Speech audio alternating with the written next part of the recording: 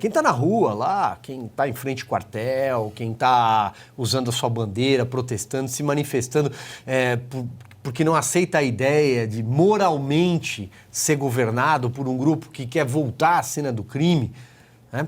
O que eles estão dizendo para essas pessoas é perder o mané, né? É linguagem de malandro, esse que é o recado que eles estão dando. Diga lá, Cris, depois vamos falar da PEC do Renan. Acho que deixa a Fabi terminar ali. Oi, Fabi.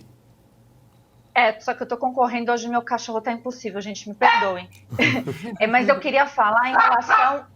Gente, não sei se ele vai deixar, mas o final aí em relação ao que foi pedido, é o artigo 142, combinado com o artigo 15 da Lei 9795. E esse artigo é muito importante, existem divergências jurídicas a respeito da aplicabilidade dele, mas não existe divergência jurídica em relação ao que importa, que é para a manutenção da lei da ordem e para restabelecer os poderes aí constitucionais. Então, a gente, nesses próximos dias, nós teremos a grande resposta. Se temos homens muito corajosos, homens e mulheres, ou se nós temos mesmo algo muito acovardado. Isso o tempo dirá, mas eu espero que a gente não pague um preço muito alto. Desculpa pelo Pierre. Pierre está aí latindo em repúdio aos assuntos, porque são realmente revoltantes. Estava dando uma olhadinha no nosso chat também, as pessoas muito ansiosas para saber o que as Forças Armadas vão fazer. Já tem muita gente decepcionada com as Forças Armadas.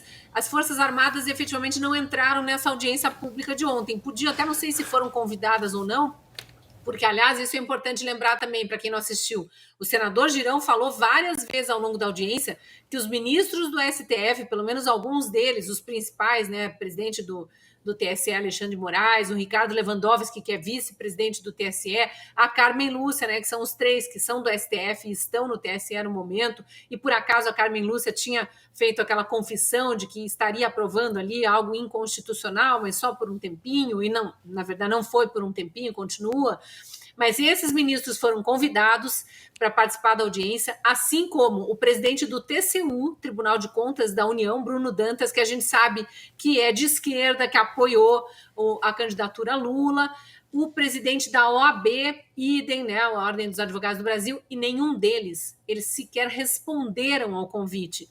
E aí eu não lembro qual dos juristas lembrou, eu acho que foi o doutor Ivan Sartori, se não me engano, ex-presidente do TJ de São Paulo, que lembrou que esses mesmos ministros que se recusam a ir para dentro da Casa do Povo, do Senado, para esclarecer pontos que toda a população merece ver esclarecidos, porque eles são funcionários públicos e somos nós que pagamos os salários, eles vão para Nova York, a convite de Dória, falar mal do Brasil, falar mal do povo brasileiro, chamar o povo brasileiro de mané, deixar claro que eles têm um lado também na disputa política, o que não poderia ser dito. Eles têm, obviamente, são cidadãos brasileiros, votam, mas eles não poderiam externar, e externaram. Então, é tudo um deboche, realmente, o que vai sendo feito.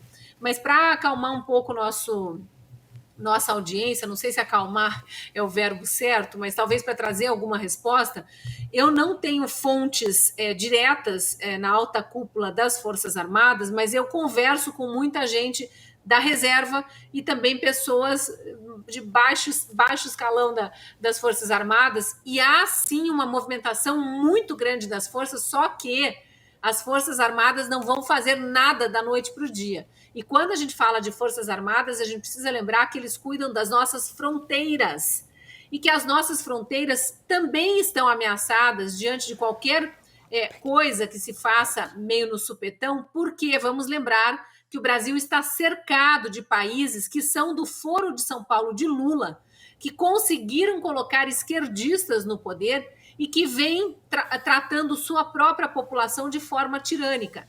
E mais um detalhe que talvez muita gente esteja esquecendo, que foi proibido ser mencionado durante as eleições, aí naqueles episódios de censura prévia, mas eu acho que a gente pode dizer sem ser derrubado, há uma relação forte de crime organizado, de narcotráfico com esses partidos de esquerda que governam também países vizinhos ao Brasil.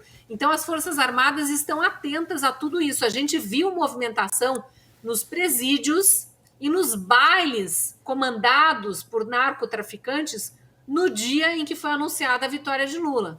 A gente sabe como esses bandidos celebraram essa vitória. Então, as Forças Armadas estão atentas ao que a população pede, e eu ouso dizer que acho, opinião minha, que o presidente da República também, como comandante em chefe das Forças Armadas, mas ao mesmo tempo eles têm informações que nós, cidadãos comuns, não temos, e preocupações que fogem também à nossa alçada de conhecimento. Então, eu acho que a gente precisa ter, sim, um foco no Congresso, porque constitucionalmente são eles que podem agir em nosso nome. E agir, inclusive, para intervir em outro poder, porque eles são os fiscais do Poder Judiciário, quando o Poder Judiciário está extrapolando suas funções.